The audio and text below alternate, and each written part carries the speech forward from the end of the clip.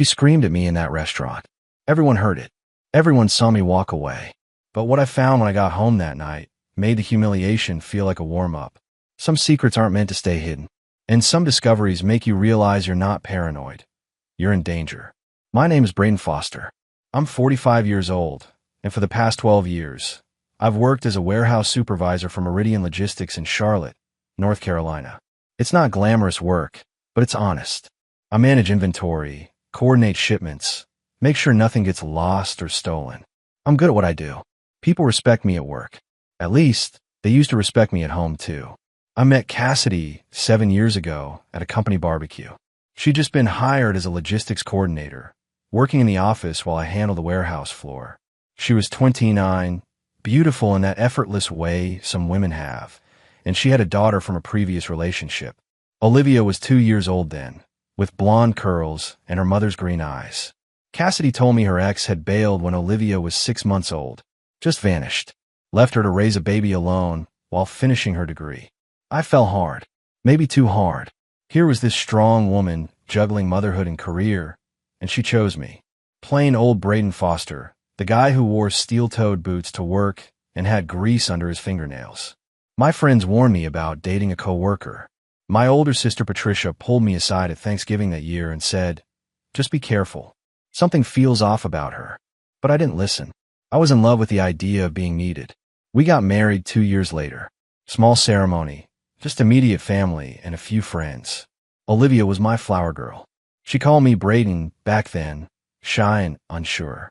It took another year before she started calling me Dad, and when she did, I thought I'd finally gotten everything right. I should have paid attention to the small things. How Cassidy never wanted me to touch her in public. How she'd pull away if I tried to hold her hand to the grocery store or put my arm around her at church. "I'm not big on PDA," she'd say, laughing it off. I told myself it was just her personality, that not everyone needed to broadcast their love. But it wasn't just a lack of affection. It was the way she looked at her phone constantly, always angling the screen away from me. The way she'd schedule girls' nights 3 times a week and come home smelling like cologne that definitely wasn't hers. The way our joint savings account kept getting smaller, $50 here, $80 there, always with vague explanations about work clothes or Olivia's school stuff. I convinced myself I was being paranoid, jealous. My dad used to say, "A man who doesn't trust his wife has already lost her." So I buried my doubts and played the role of the supportive husband. Then came that night at Romano's, our anniversary. 5 years married. Cassidy picked the restaurant, same as always. I showed up 10 minutes early, wearing the navy blazer she'd bought me last Christmas. I even got a fresh haircut that afternoon. When she arrived 20 minutes late, she looked me up and down with this expression I'd never seen before, something between disgust and amusement. We barely spoke during dinner. She kept texting someone, smiling at her screen. When I reached across the table to touch her hand, just to feel connected to my own wife, she jerked away like I'd burned her. "Don't touch me," she hissed. Then louder, so the tables around us could hear, "You look ridiculous." The restaurant went quiet. Forks stopped moving. Conversations died. I felt every pair of eyes in that room land on me. And for the first time in 5 years, I saw her clearly. Not the woman I'd married. Not the mother I'd watched raise Olivia with such care. I saw someone who genuinely despised me. I stood up slowly, pulled 3 20s from my wallet, and dropped them on the table. Then I looked her dead in the eye and said, "You're not worth this." The walk to my truck felt like miles. My hand shook so bad I could barely get the key in the ignition. But I didn't cry. Not yet. Because somewhere in the back of my mind, a voice whispered that this was just the beginning, that the real nightmare was still waiting at home. I had no idea how right that voice was. I didn't go straight home after the restaurant. Instead, I drove to the lake where my dad used to take me fishing when I was a kid, sat in my truck for 2 hours, staring at the water, trying to figure out when my life had turned into someone else's bad dream. The thing about being humiliated in public is that it strips away all the excuses you've been feeding yourself. "She's just stressed," and "I'm probably overreacting," vanished the moment she sneered at me in front of strangers. You can't unsee contempt like that. It burns itself into your memory. When I finally pulled into our driveway around 11, the house was dark except for the bedroom light. Cassidy's car sat in its usual spot, Part of me expected her to be waiting up, maybe even apologetic. But I knew better. Women who apologize don't humiliate their husbands in restaurants. I came in through the garage quiet as I could. The living room was empty. Olivia's backpack sat by the stairs, her homework spread across the coffee table. She must have been at her friend Emma's house during our anniversary dinner. At least she hadn't witnessed that disaster. I heard water running upstairs. Cassidy was in the shower. My body moved on autopilot, climbing the stairs, walking past the bathroom where steam crept under the door. I went straight to our bedroom and stood there, my heart hammering so hard I thought my ribs might split. "Do it," a voice in my head whispered. "Stop being a coward and look." Our dresser had 6 drawers. The bottom left one was hers, supposedly full of old sweaters and winter scarves she never wore. I'd never had a reason to open it. Never wanted to violate her privacy like some paranoid husband in a bad movie. But tonight, something was different. Tonight, I was done pretending. I pulled the drawer open. Sweaters on top, just like she said. But underneath, wrapped in a purple scarf, was a phone. Not her regular iPhone with a damaged screen protector. This one was sleek, black Android. No case. No scratches. It looked brand new. My hand shook as I pressed the power button. The screen lit up. No passcode. No fingerprint lock. Just a blank home screen with 3 apps. Messages, photos, and a calendar app. I tapped photos first. That was my mistake. Some things, once you see them, you can't unscrub from your brain. The first picture was Cassidy in a hotel room I didn't recognize. She wore red lingerie I'd never seen. Her smile was different, genuine, the kind of smile I hadn't seen directed at me in years. The next photo was worse. Her and a man. Cole Ashford, our district manager. The guy who'd gotten promoted 6 months ago and loved reminding everyone he was the youngest DM in company history. I scrolled faster. Different hotels. Different cities. Charlotte, Raleigh, Greensboro. Business trips she told me about. Conferences she needed to attend. Overnight stays because it's too far to drive back. Then I found the videos. 3 of them. I didn't watch past the first 10 seconds. Didn't need to. The soundtrack alone, her laughter mixed with his voice, saying, "You're so much better than him," told me everything. The shower shut off. I had maybe 2 minutes before she came out. I opened the Messages app. Hundreds of texts between her and Cole. I scrolled to the most recent ones from earlier tonight, right before our anniversary dinner. "Cole, you sure you want to go through with this? Seems cruel even for you." "Cassidy, he needs to know his place. I'm tired of pretending." "Cole, what if he makes a scene?" "Cassidy, he's too weak. Trust me, too weak." Those 2 words hit harder than any punch I'd ever taken. Because part of me knew she was right. I'd been weak. Too understanding. Too forgiving. Too desperate to keep a woman who'd stopped wanting me months, maybe years ago. I heard the bathroom door open. Steam billowed into the hallway. I slipped the phone back into the drawer, covered it with the scarves, and closed it quietly. Then I walked to the guest room and locked the door behind me. I didn't sleep that night. Just lay there in the dark, staring at the ceiling, planning my next move. Because if Cassidy thought I was too weak to fight back, she was about to learn how wrong she was. Morning came too fast. I heard Cassidy moving around the bedroom at 6:30, getting ready for work like nothing had happened. Like she hadn't destroyed our marriage in front of a restaurant full of strangers 12 hours ago. The guest room door was still locked. She didn't knock. I waited until I heard her car pull out of the driveway before I moved. Then I got up, showered, and made myself think like a strategist instead of a wounded husband. Emotions were a luxury I couldn't afford right now. First call was to my bank. I set up a new checking account. Individual, my name only. Had my paycheck direct deposit switched over effective immediately. The woman on the phone asked if everything was all right. I told her I was just separating finances for tax purposes. She didn't push. Second call was to Jerry McCall, a divorce attorney my buddy from the warehouse had used 2 years ago. Jerry's office could see me at 2 o'clock. I took a personal day from work. Told my supervisor I had a medical appointment. Not exactly a lie. My marriage was dying, and I needed a specialist. Jerry's office was in a strip mall between a tax service and a nail salon. Not fancy, but I wasn't looking for fancy. I was looking for someone who'd help me survive this without losing everything I'd worked for. Jerry was mid-50s, gray beard, looked like he'd seen every kind of marital disaster imaginable. I laid it all out. The restaurant humiliation, the second phone, the photos and videos, the text calling me weak. He listened without interrupting, taking notes on a yellow legal pad. When I finished, he sat back and said, "All right, here's what we're going to do. First, you need to document everything. Take photos of that phone before she realizes you found it. Screenshot the messages, the pictures, everything. Email them to yourself from an account she doesn't know about. Second, we freeze the joint accounts. Not empty them, freeze them. Shows the court you're being fair. Third, you file first. Control the narrative." "What about Olivia?" I asked. The kid wasn't mine biologically, but I'd raised her for 5 years. She called me Dad. Jerry's expression softened. "That's tricky. You're not her legal parent. But if you want to pursue visitation rights, we can argue for it based on established relationship. Courts sometimes grant it if it's in the child's best interest." I left Jerry's office with a plan and a retainer agreement. $3,000 up front. Worth every penny if it meant I didn't get destroyed in the divorce. When I got home, Cassidy's car was already in the driveway.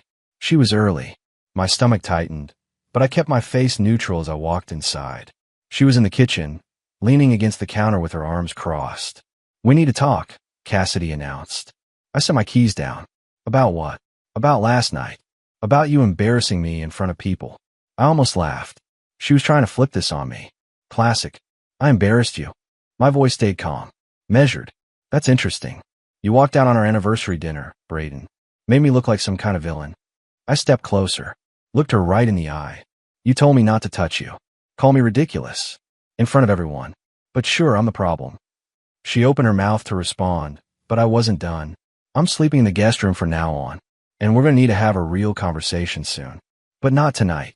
Then I walked upstairs before she could say another word. Behind me, I heard her say something under her breath, but I didn't turn around. I had evidence to photograph. 2 days later, my sister Patricia called. Said she needed to see me. Wouldn't say why, just that it was important. We agreed to meet at her house Saturday afternoon, while her husband Tom took their kids to soccer practice.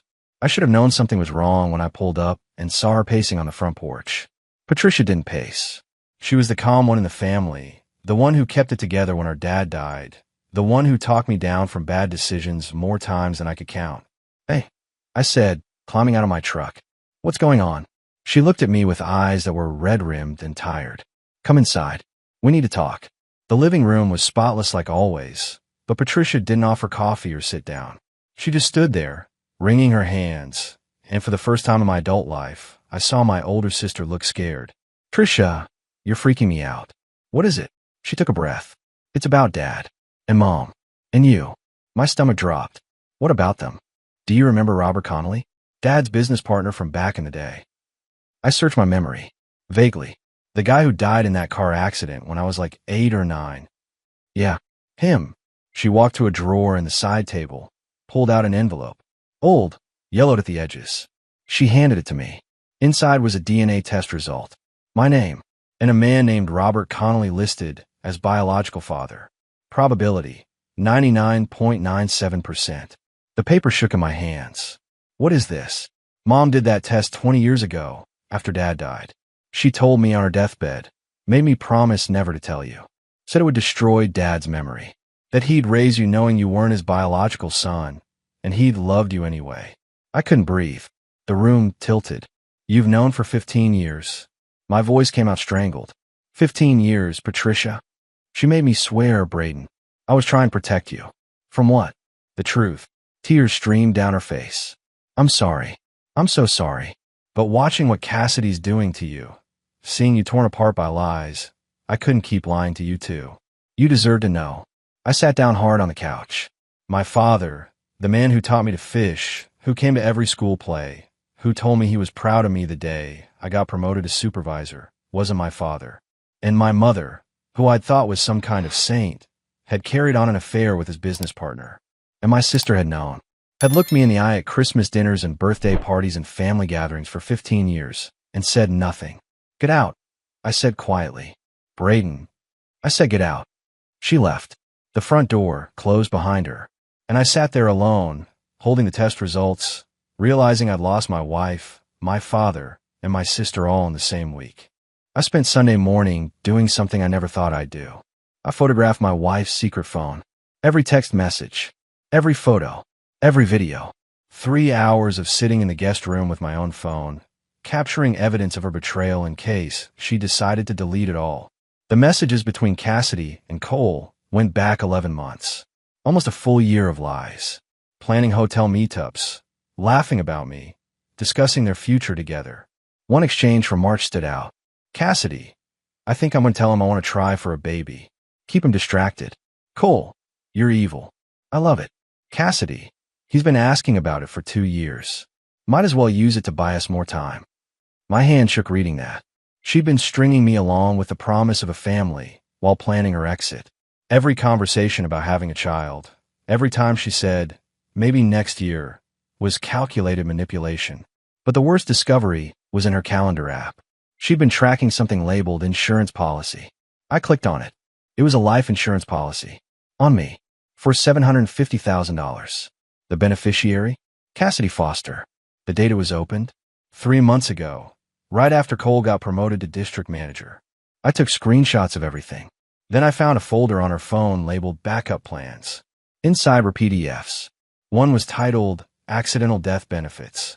Another was titled Spousal Rights in North Carolina. My blood ran cold. I forwarded everything to the email account I'd created specifically for this, then deleted the sent messages from her phone. She'd never know I'd been there. Monday morning, I met with Jerry again. Showed him everything. The messages, the photos, the insurance policy, the suspicious documents. His face went from professional to genuinely concerned.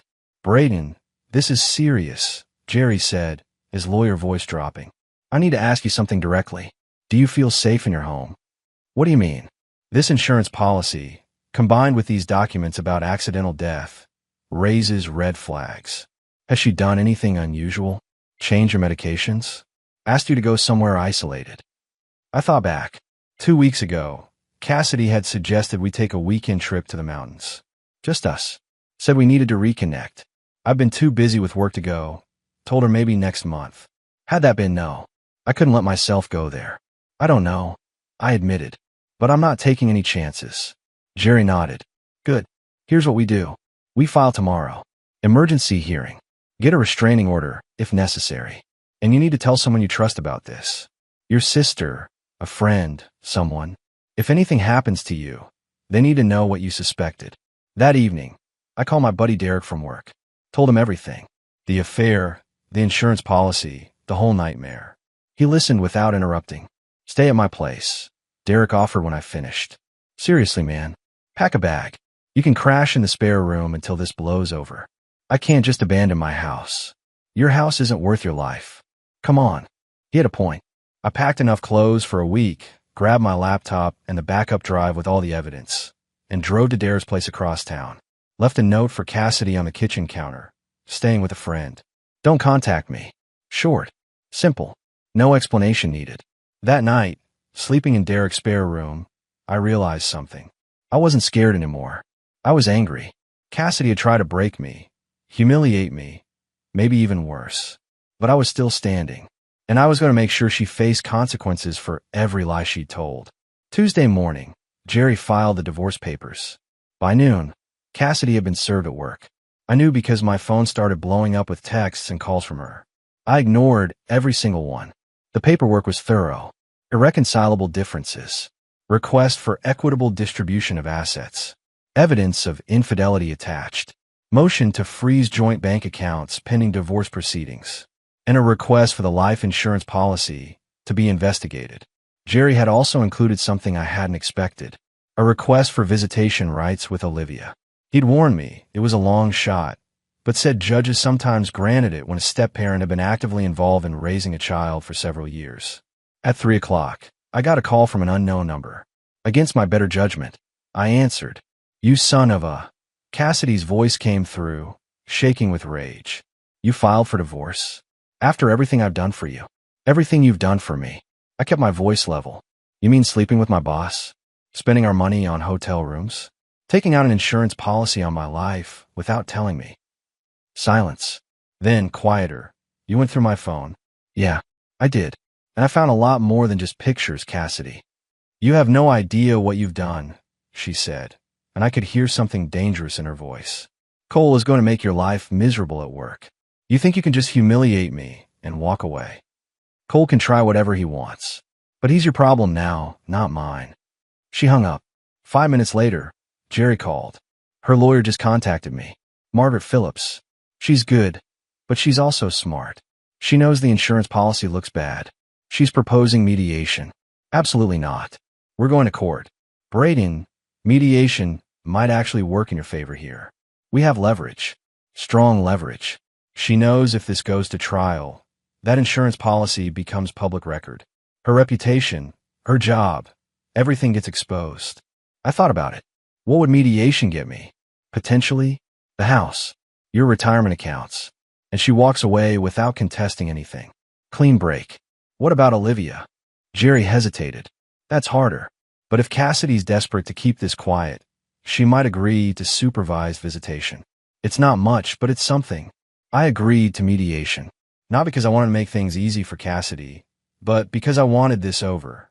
I wanted to move on with my life. The mediation was scheduled for the following week. In the meantime, Jerry advised me to stay away from the house, avoid contact with Cassidy, and definitely avoid any interaction with Cole Ashford at work. That last part proved impossible. Wednesday morning, I got called into the office of our regional operations manager, Sandra Price. Cole was already there, sitting with his arms crossed, looking smug. Braden, have a seat, Sandra said, her voice tight. She was in her 50s, no nonsense, and I'd always respected her. I'm going to be direct. Cole has filed a complaint alleging you've been creating a hostile work environment. I stared at Cole. A hostile work environment? I haven't even spoken to him in 2 weeks. That's not true. Cole jumped in, his voice smooth. You've been giving me threatening looks, making other employees uncomfortable with your anger issues. Anger issues? I turned to Sandra. This is because I'm divorcing my wife. Cole's been having an affair with her for almost a year. He's trying to get me fired, so I look bad in divorce court. Sandra's expression didn't change, but I saw something flicker in her eyes. Recognition, maybe. Do you have proof of this affair? Yes, ma'am. Photos, text messages, everything. And I'll provide it to HR if necessary. Cole's smug expression faltered. Sandra looked between us. All right. Cole, you're dismissed. Braden, stay. After Cole left, Sandra leaned back in her chair. Is this going to become a legal problem for the company? No, ma'am. I'm handling it privately. But if Cole keeps trying to interfere with my job, I'll have my attorney file a harassment complaint. She nodded slowly. Understood. Get back to work. And Braden, document everything. Every interaction with Cole. Every email. Everything. Yes, ma'am. I left her office feeling something close to victory. Cole had tried to ambush me, and it had backfired. Sandra was too smart to fall for his games. But I knew this was just the beginning. Cole and Cassidy were going to fight dirty, and I needed to be ready for whatever came next. The mediation took place in a conference room at Jerry's law office. Neutral territory. Cassidy arrived with her attorney, Margaret Phillips, a sharp-looking woman in her 50s who'd probably seen every divorce trick in the book. Cassidy wouldn't look at me. Good. I didn't want to see her face anyway. We sat on opposite sides of a long table. Jerry laid out our position first. Evidence of the affair. The insurance policy. The suspicious documents. Financial records showing Cassidy had drained nearly $15,000 from our joint account over the past year on business trips that were really hotel rooms with Cole. Margaret tried to downplay it. Said the insurance policy was a legitimate financial planning decision. That the affair, while regrettable, didn't impact the division of assets. That Cassidy deserved half of everything because she'd been a supportive spouse. Jerry didn't raise his voice. Didn't need to. He just slid a folder across the table. Page 7. Text messages between your client and Cole Ashford discussing accidental death benefits. Page 12. Calendar entries labeled insurance policy with notes about making sure Braden went on that mountain trip alone. Margaret's face went pale as she read. She leaned over and whispered something to Cassidy. Cassidy's jaw tightened, but she nodded. My client is willing to negotiate, Margaret finally said. The negotiation took 3 hours. Back and forth. What about the house? What about retirement accounts? What about Olivia? That last one was the hardest. Jerry had prepared me. Told me I probably wouldn't get much since I wasn't Olivia's biological or adoptive father. But I had to try. My client has been Olivia's primary father figure for 5 years, Jerry argued, his voice steady. He's attended every parent-teacher conference, every school play, every soccer game. The child calls him dad. Severing that relationship would be traumatic for her. Margaret countered. My client is the biological mother. She has full legal custody. Mr. Foster has no parental rights. Then let's create them, Jerry said. Supervised visitation. Once a month. The child's therapist can confirm whether it's beneficial. If it's not, we revisit in 6 months. Cassidy whispered something to Margaret. Margaret nodded and said, once a month. 2 hours. Supervised by a neutral third party. Non-negotiable. It wasn't enough. Would never be enough. But it was something. By the end, we'd hammered out an agreement. I kept the house, my retirement accounts, my truck. She got her car and half of what was left in our joint savings, about $8,000. The life insurance policy would be canceled, the premiums refunded, and I get to see Olivia once a month. There's one more condition, Jerry added. Cole Ashford stays away from Braden at work. No direct contact, no interference. If he violates that, we file a restraining order. Margaret looked at Cassidy. Cassidy nodded, her expression bitter. We signed the papers that afternoon. Just like that, my marriage was over. No dramatic courtroom scene. No judge banging a gavel. Just signatures on paper and a mediator's stamp. As we left, Cassidy finally spoke to me. I hope you're happy. I stopped and turned to face her. Happy? You try to humiliate me. Steal from me. Maybe worse. And you're asking if I'm happy. I never meant. Yes, you did. You meant every bit of it. But here's the thing, Cassidy. I'm still standing. And you? You're stuck with Cole Ashford, a man who convinced you to betray your husband and put an insurance policy on his life. Good luck with that. I walked away before she could respond. Outside, the North Carolina sun was shining. The air felt cleaner somehow. Lighter. Jerry caught up with me in the parking lot. You did good in there, Braden. Kept your cool. That's what wins these things. Thanks for everything, Jerry. One piece of advice. Stay away from that house for a few days. Let her move her stuff out. Once she's gone, change the locks. Start fresh. I took his advice. Stayed at Derek's place for another week while Cassidy cleared out her belongings. When I finally went back home, the house felt empty but mine. The first supervised visit with Olivia happened 2 weeks later at a family therapy center.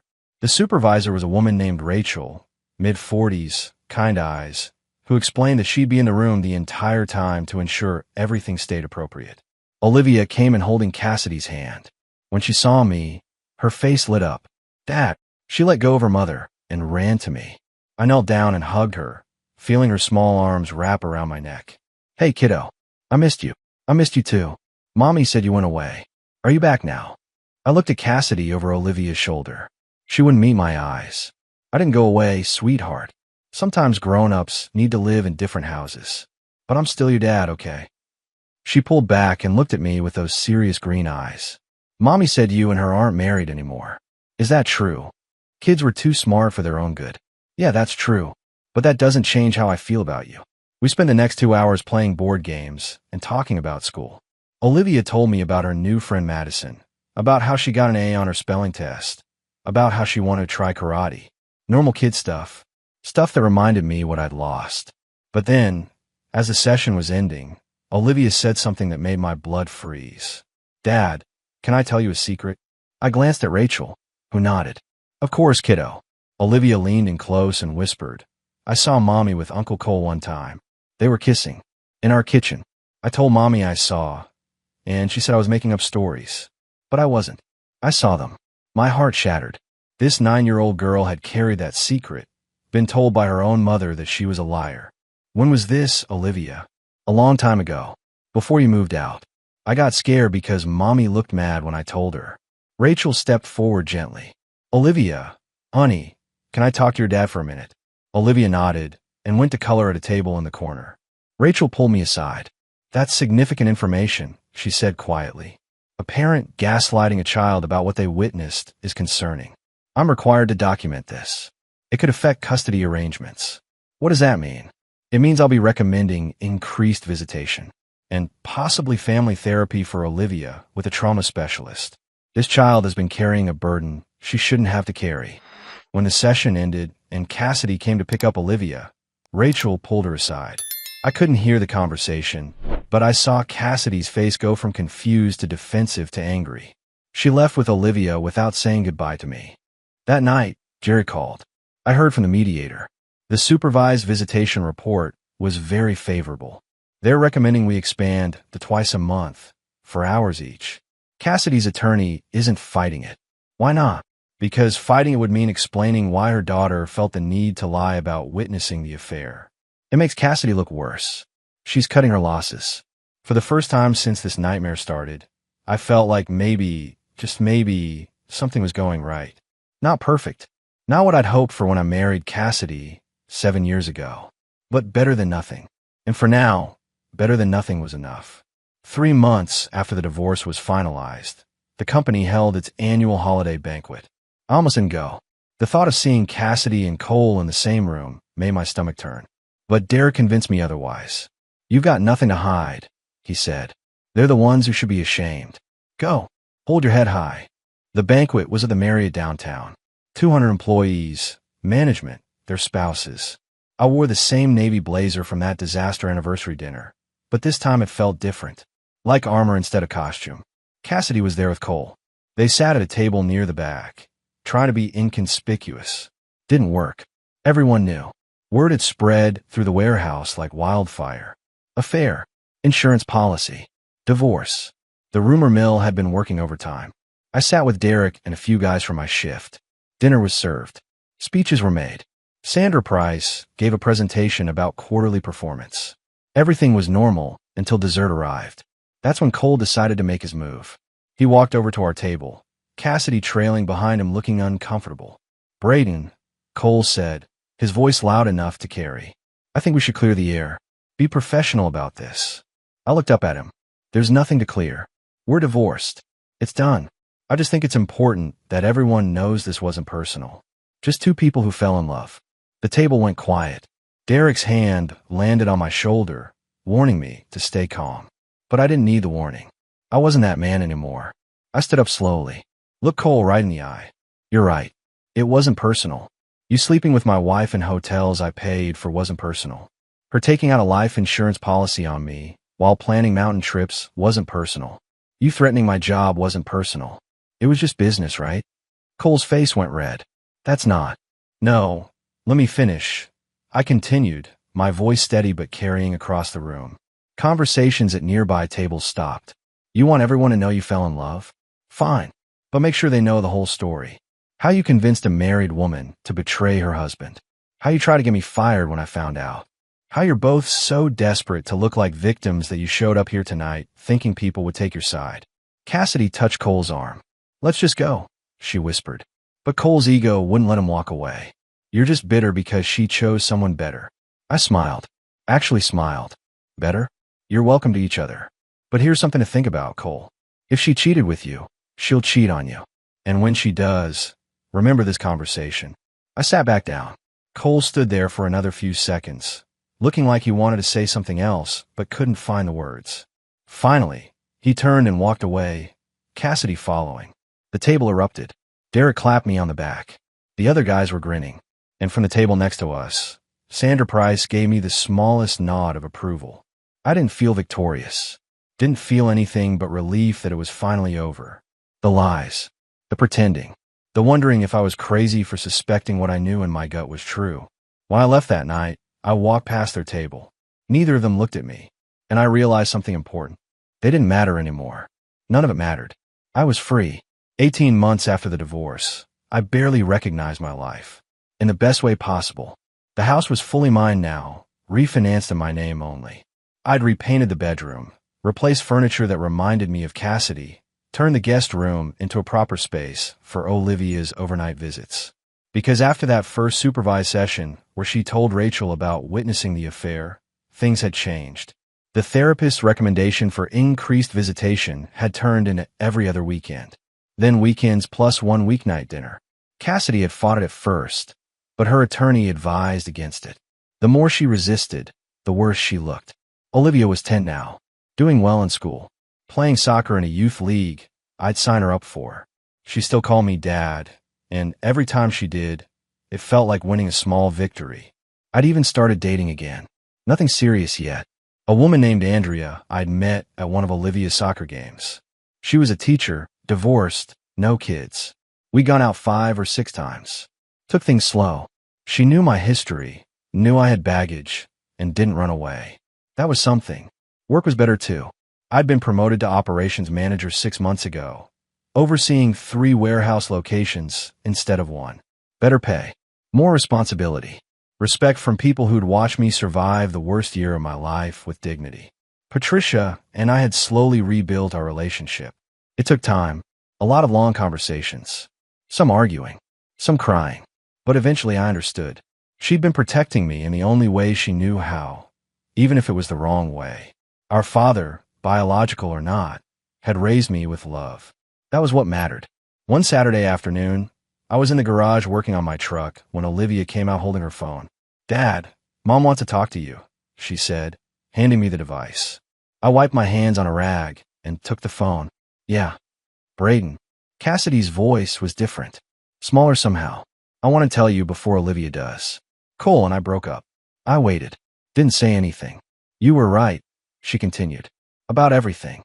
He started seeing someone else, someone from his new job. I caught them together last month. I'm sorry that happened to you," I said, and I meant it. Not because I still cared about her romantically, but because no one deserved that pain. I was terrible to you. I know that now, and I'm sorry. For everything. Apology accepted. But Cassidy, I've moved on. I hope you can too. I know, and I'm glad. You deserve to be happy. We hung up. I handed the phone back to Olivia. "Is Mom okay?" she asked. "She will be. People are resilient. They survive things they don't think they can. Like you did." I pulled her into a hug. "Yeah, kiddo. Like I did." That evening, after Olivia went back to her mother's house, I sat on the back deck with a beer and watched the sun set. Thought about the man I'd been 2 years ago. The one who accepted crumbs of affection and convinced himself it was enough. The one who ignored red flags because he was terrified of being alone. That man was gone. In his place was someone stronger. Someone who knew his worth. Someone who wouldn't settle for less than he deserved ever again. My phone buzzed. Text from Andrea. "Dinner tomorrow? My treat this time." I smiled and texted back. "Sounds perfect." Life wasn't perfect. Still had hard days. Still missed the family I thought I was building with Cassidy. But those moments were fewer now, replaced by good days. Days with Olivia. Days building something real with Andrea. Days where I looked in the mirror and liked the man staring back. I'd survived betrayal. Survived heartbreak. Survived the complete destruction of everything I thought my life would be. And somehow, I'd come out the other side better for it.